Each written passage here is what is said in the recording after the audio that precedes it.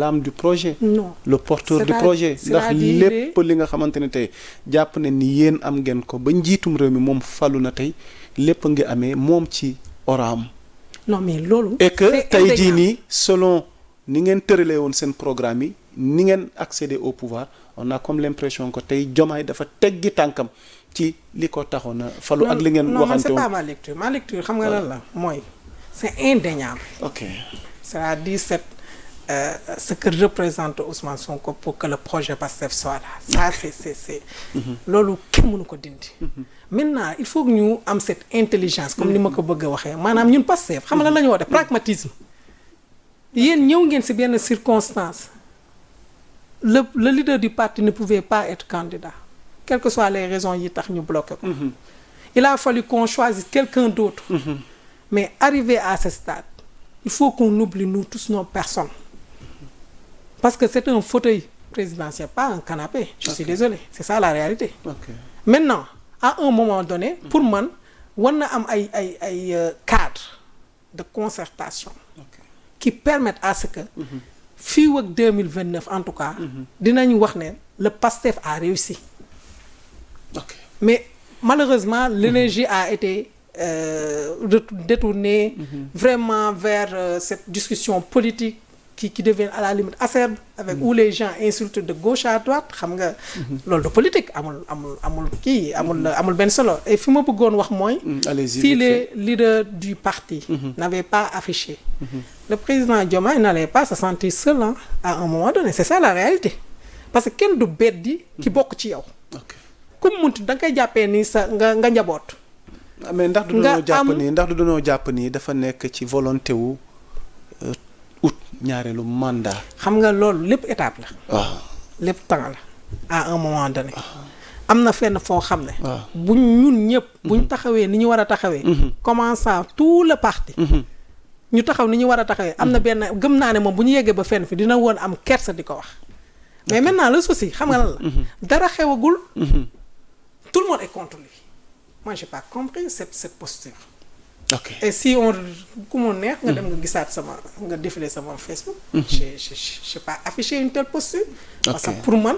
waruñu nekk les artisans de la division. lan nga jàpp ci tënk parce que tamit war nañu wax ci paj mi santé bi ak taxawaay wi nga ci am ak direction bi nga yore alors tey pour terminer sur cette affaire tey lan nga jàpp ni mooy saafara wala muy sa gis-gis ne tey xëy na bu ngeen ko doxalee.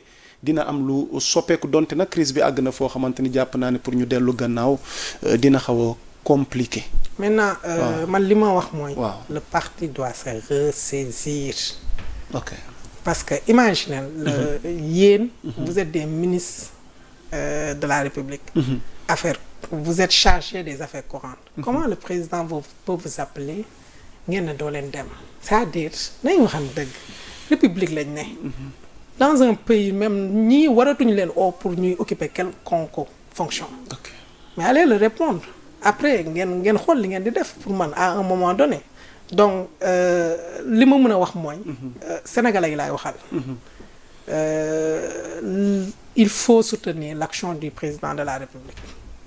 son intérêt mooy que ce pays se développe et tous les vrais patriotes. et tous les Sénégalais qui sont imbus uniquement pour le développement de ce Sénégal li ñu war mooy ñu jàppale ko pour mu réussir et que j'appelle véritablement à ce que dans mon parti qu'on soit moins dans l'émotion qu'on soit plus concentré par rapport aux enjeux ak défis yi nga xam ne ñoo nekk nii di ñu xaar 2029 soreetul te ñun war nañ jomm décevoir Sénégalais yi nag Sénégalais yi joxe nañ deret joxe nañ seen alal lépp def nañ ko pour am yaakaar boo xam ne am nañ ko ci ñun donc ñun waruñu leen décevoir donc damay woote waat lépp li nga xam ne dafay yokk division nañ ko bàyyi te liggéey ci tënk daal tu restes patriote mais tu soutiens Bassirou Diomaye Diakhar Faye pour réussite mandat bi totalement alors si ces propos demain ñu dàqale ci parti bi ñaanalu ma la ko mais prise de position bi nga def nii kenn du la génne Pastef tu restes patriote waaye nee nga Bassirou Diomaye Diakhar Faye dañ koy taxaw ngir mu am ndam et que demain tey jii nii mu yóbbee la gàllankoor ci parti bi vous décidez quoi na xam nga leen am na. parti bi moom comme je dis. waaw caaxaan mënul parce que c'est des textes on l'a écrit. ok c'est des textes. nit mënoo ñëw rek. il faut que nga am preuve kii dama ko war a mën a daax. ok il faut que nga am ko et les conditions sont bien citées. ok du ma leen wax nag nañ dem ñu dem feuilleter. bu dee loolu moo nekk seen bébé waaye en tout cas comme je dis rek. damay dalal xelu sama famille samay xarit ñi nga xam ne. bon xam nañ ma. les gens me connaissent. je suis une personne boo xam ne je suis très respectée. donc suñu gisee ñu may saaga di wax yu ñaaw daf leen di métti. man dama jàpp ne xam nga. parce que depuis un certain temps nag dans ce pays donc on a comme l'impression dafa am benn misogynie bu ñuy dund à l'endroit de la gente féminine. ne serait-ce que récemment la ministre.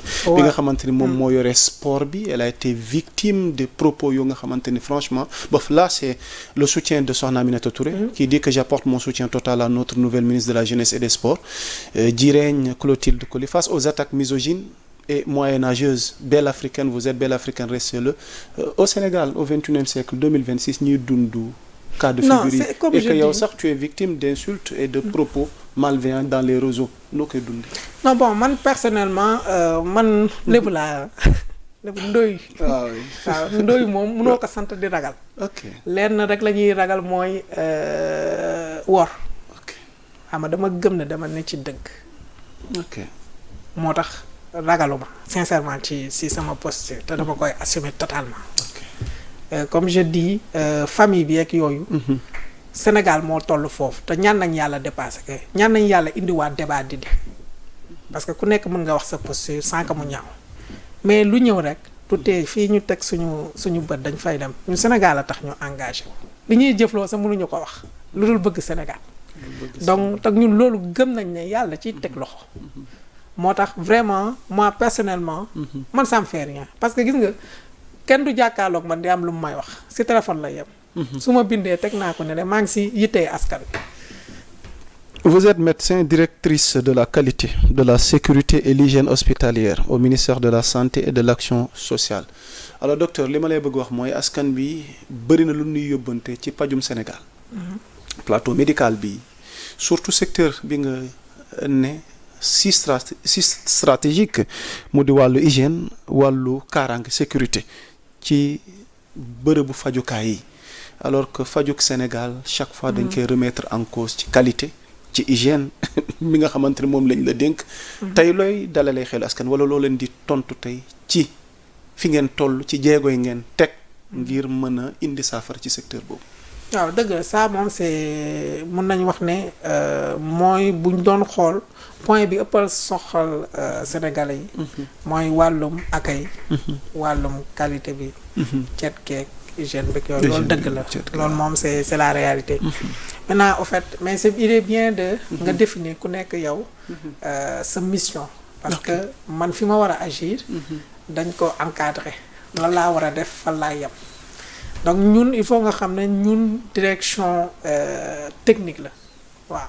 maa ngi dégg ñu bëri sax di wax ay affaire poste. fii de bu gëm naa ne ku jàngul au moins ba yor doctorat d'état bi wala. nga spécialisé docteur Mame Awa Ndoye elle veut conserver son poste quoi moo tax fi mu ne nii donc.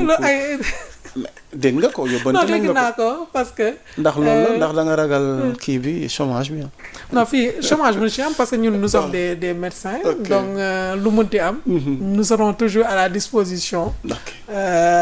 des structures sénégalaises pour liggéey dañu am métier. ba heure jàng jotee dañu jàng. te jàngantuñu. yamuñu si rek yam si doctorat nekk médecin généraliste dañoo def ñi li nga xam ne mooy santé et sécurité au travail moo tax ñu jox ñu dénk ñu lii donc li nga xam ne wàllum prévention des risques yooyu ñu xam ko. def ay certification si hygiène du travail ak yooyu donc fi ñu toog nii. xëyuñu rek teg ñu fa. bien que ça nous a permis de renforcer li ñu naan management institutionnel. de devenir une véritable administratrice publique nga xam ne mun na transversale au-delà même de la santé et donc mun nañu wax ne xëyuñu rek ñu teg ñu fii maintenant ce que je disais mooy dafa am solo xam nga ñun suñuy mission au niveau central c'est vraiment décliner la stratégie maanaam président bu amee gis-gis wala ministre bi ne politique bii laa bëgg mëne ñun ñooy xool techniquement nan lañ koy décliner ay mission la c'est-à-dire élaborer li ñu naan politique defal un plan bi nga xam ne opérationnel bi nga xam ne mun nañ ci embarquer structure sanitaire yi pour que ñoom ñu mën a li nga xam ne mooy xalaat bi ñu mën ko jëfee ci biir structure bi accompagner ces structures yi ci li nga xam ne mooy démarche qualité te loolu ci bi ma njëkkee ñëw man sincèrement c'était pas une direction qui est très connue donc j'ai tout fait pour que au niveau de l'ancrage parce que ancrage dafa am solo maanaam taxawaayam ci biir li nga xam ne mooy cadre institutionnel bi mu am fa place bu am solo boo xam ne léegi en termes de renforcement de ressources humaines financières ak yi nga xam ne contraintes yi nga xam ne du matale mission bi pour que ñii nga xam ne ñooy suñu autorités yi ñu prendre ci conscience et que ñu dem dans les structures sanitaires aussi animer fait pas mal d'ateliers pour leen war ne y a une direction pareille qui existe maintenant comme je dis nous quand on définit un peu la stratégie maintenant on sensibilise les responsables de structure c'est les responsables de structure qui doivent s'assurer de la mise en œuvre selon leurs moyens ñun comme je dis bi ñuy ñëw ça là mën nañu wax sama rapport d'activité j'ai fait juste 1 an de fonction et que toutes ces activités lu ma mëne la ci biir ci à la tête de cette direction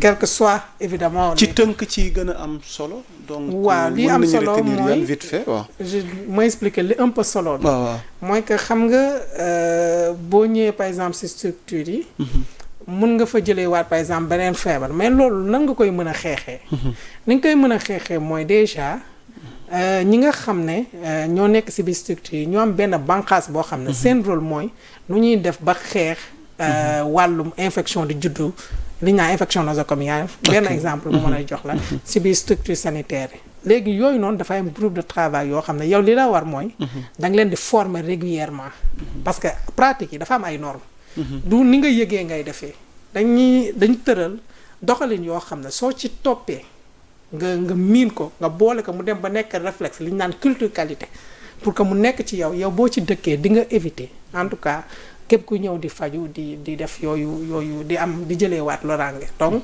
suñu mission mooy wër oui on a fait un peu le tour du Sénégal former leen essayer de mettre des moyens à leur disposition pour que ñoom ñu dëkk di ci doxal parce que c'est une mission en permanence li nga xam ne mooy wàllum ñu cité ci benn gestion des déchets biomédicaux ak yooyu noonu maanaam xam nga déchets wu hôpitaux bokkul ak yeneen déchets ménagers yi les déchets domestiques donc am na des équipements spécifiques yoo xam ne non seulement du lor l'environnement ñu war a utiliser fexe nañ ba doter leen à coût de milliards les certaines structures sanitaires te ñu ngi nekkaat ni avec les partenaires di leen doter waat et cetera fexe nañ ba développer yenn modules yu am solo yoo xam ne fu ñu rek nekk rek mooy nu ñuy def ba structure bu nekk li nga xam ne moom nga lañ la war a outiller parce que ñun stratégie bi ñu mën dara foog ñu préparer leen pour que à ce que ñoom ñu doxal ko et là exactement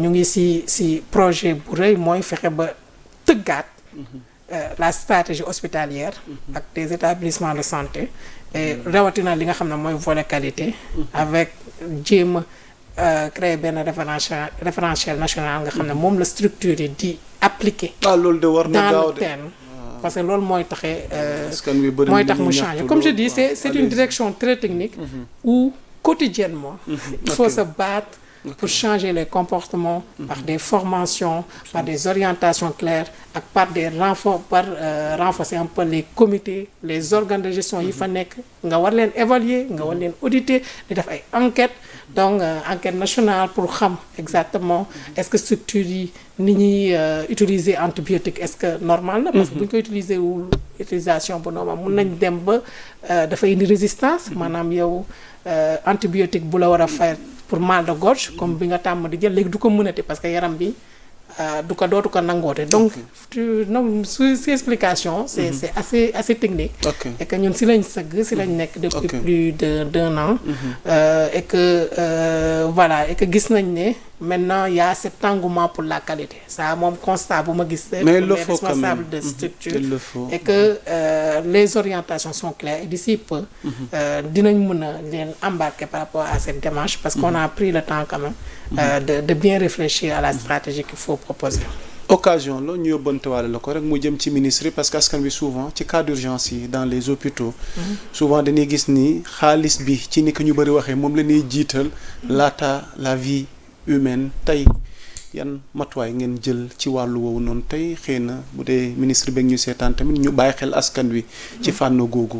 Oui, parce que l'accès aux soins moom surtout l'accès financier ça c'est un enjeu majeur. Ok. te am na benn bànqaas bu am ce qu'on appelle la couverture sanitaire universelle nga xam ne dafa war a faciliter un peu sénégalais yi pour ñu am loo xam ne bu ñu waree faju ji du dis ci ñoom donc ça c'est benn bànqaas bu am solo la boo état bi teg man du benn yoon du ñaar yoon quand même ni nga ko waxee nii toog nañu réunion ministre waxee ko noonu nga xam ne lu koy peser la et que pour ñu arriver à ce que les cas d'urgence et avec la nouvelle réforme hospitalière qui lorsqu'elle va être validée c'est sûr que ces aspects seront mieux pris en compte pour que au moins li nga xam ne moom mooy 10 Sénégalais yi parce que loolu la parce que dafa am loo xam ne dafa di Sénégalais ñun suñu rôle mooy fexe ba plus le temps di dem ñu koy gën di woyofal pour que au moins voilà qu'ils aient une satisfaction parce que la qualité comme on dit c'est de respecter le norme pour satisfaire les usagers.